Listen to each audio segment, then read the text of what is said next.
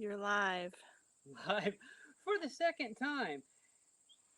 All right, everyone, here's what happened. I know I said I was going to do this at 2:30, and you're thinking, well, what happened? 2:30 came, there was nothing, it's now 3 o'clock. Well, to let you guys know what happened is I went through the whole thing I went through going live, and I was like, why ain't I getting no comments? Why is there no people joining in? I forgot to take the settings off of unlisted. So, now that I have it set for public, and hopefully you guys have been notified I'm now live and I'm going live, we're going to try this all over again. So, what I want to do today is for those of you joining in live, if you have a question about anything concerning the Walker Evans shocks that I installed on my Honda Pioneer 500, feel free to comment with those below, and I will do my best to answer them here today. And if you're catching this on the replay, if you missed this live broadcast, then go ahead and comment your question, and I'll still do my best to answer that in the comments below. So Walker Evans is the first company that has offered a strictly bolt-in replacement shock for the Honda Pioneer 500. Now, not only is this a replacement shock, it is an upgraded replacement shock. And what I mean by that is I have the factory shocks here to show you guys. And here we have the factories. Now, what these are a coilover shock. This one here is the front. Now, with these, there is no adjustment. Now, this is a 2016 model year. The 2016 and earlier model years, you could not adjust the front shocks. They were what they were from the factory, and that's all you could do about it. Now, I do know that the 2017s and up do have preload adjustable shocks on the front now, and the progressive shocks, I believe. So they are a little better, but they're still nothing compared to these Walker Evans. What you have with these Walker Evans is fully adjustable preload, and it's not just like we're on the rears where it's just a click and a click and a click. You're able to finely tune those with the thread, so there's much more room for adjustment there. And of course, these are remote reservoir shocks, so with that you have compression setting that you can tailor for your own riding needs as well. You can go from hard to soft. And again, here is the rear one that these machines come stock in, and unlike the front, it was preload adjustable, but you really only had, let's see how many we have here. 1, 2, 3, 4, 5 adjustments, and that was it. So you could tune them a little bit, but not too bad.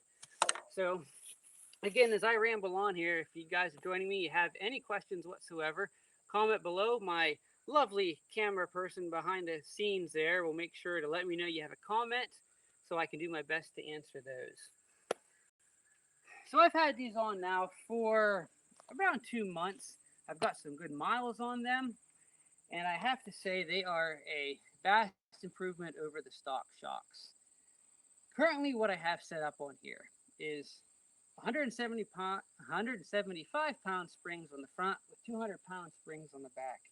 Now, these springs are not what Walker Evans initially put on there. They had sent these and offered these first with a whopping 250-pound spring on the front.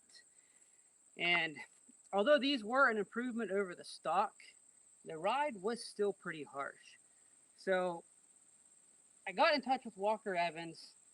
I said about, still being a bumpier ride than what I would expect out of a nice remote reservoir like that. And they really hadn't tested any other spring rates. So what I did was I got different spring rates to try and test.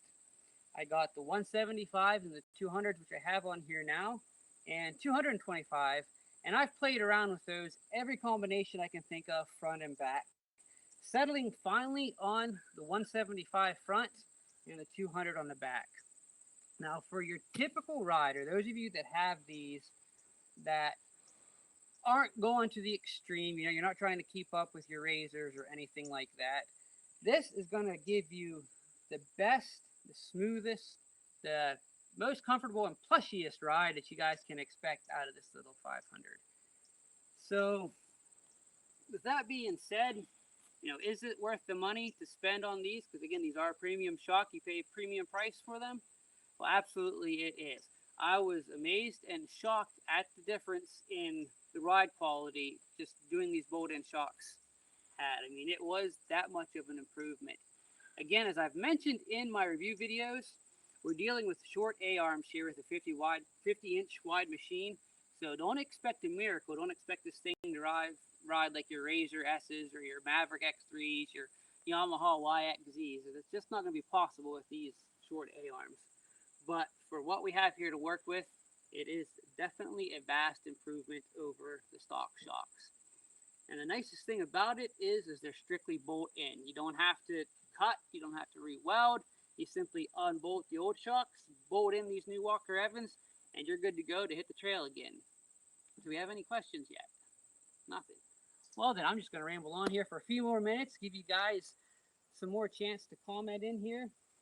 Let's see, what else about them impressed me?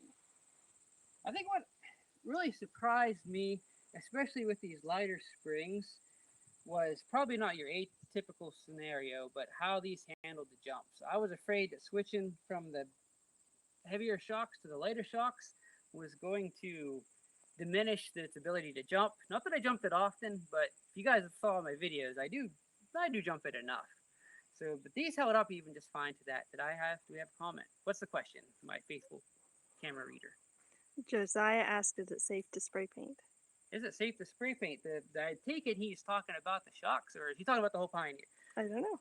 Now the shocks, I would say that they come with the finish on them, so I would say they would definitely you'd be able to spray paint to use another color if you don't.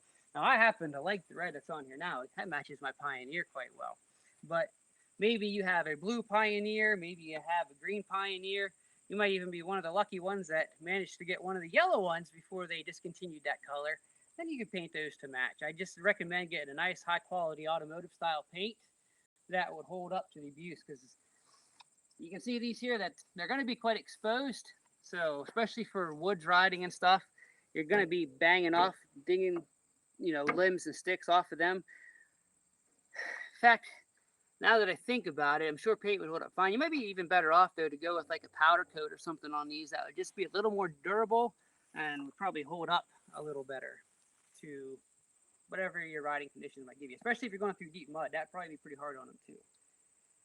So, as far as the different shocks, spring race that I tried, if you're someone that maybe uses this for more utility purposes, maybe you plow a lot with it in the winter, you got a big heavy plow in the front, I probably would recommend going with a slightly heavier spring than the 175s on the front. Now I would say that the 270 or the 225 pounds might be your best bet there. They're going to be softer than these heavy 250s, but they're going to be a little bit heavier than what the 175s are going to offer.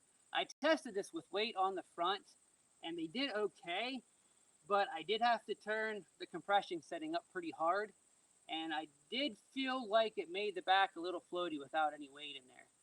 So I would recommend maybe going with the 200 or 225 pound spring on the front if you're doing a plowing, or maybe you got a big heavy plow on there. All you have to do in order to order these with that is, at the time of ordering on the Walker Evans website, is just specify which springs you want, and Walker Evans can hook you up with the springs you request. So, you have any other questions currently? All right. Well, if you guys do have any other questions, if you've missed this live broadcast and would like to ask me a question on something specific, make sure you do so in the comments below. I will keep an eye on the comments of this video, and I will do my best again to answer those for you at a later date. But for now, I thank you for joining me for, I guess this is the first ever live broadcast from Appalachian Mountain Riders. And I can't say it didn't go off without the hitch, because again, this is my second time actually doing this. But oh wow, lesson learned. I will know for next time, and hopefully you guys didn't join at 2:30, saw I wasn't there, and just moved on. But if you did, that's okay. That's my fault. That's not you guys' fault. So next time, I'll make sure to get it right from the beginning. So again, thanks for joining me. Ask any questions on the replay if you still have some. And until next time, keep on riding.